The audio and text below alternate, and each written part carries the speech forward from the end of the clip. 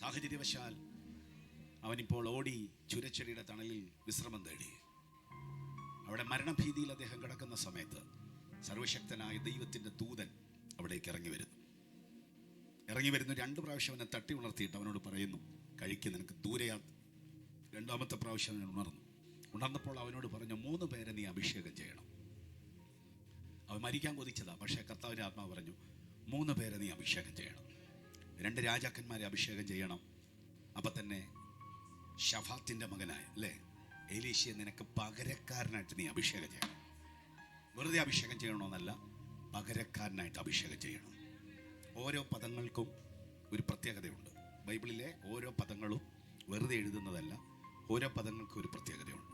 പ്രവാചകനായിട്ട് അഭിഷേകം ചെയ്യാം, പക്ഷെ പകരക്കാരനായിട്ട് അഭിഷേകം ചെയ്യണം. എലീശ ഒരു നോർമൽ പ്രോഫറ്റ് അല്ല. എലീശയെ നീ അഭിഷേകം ചെയ്യുമ്പോൾ നിന്നേക്കാളും മിടുക്കനായിട്ട് ഞാൻ അവനെ പൊക്കാൻ പോകുക.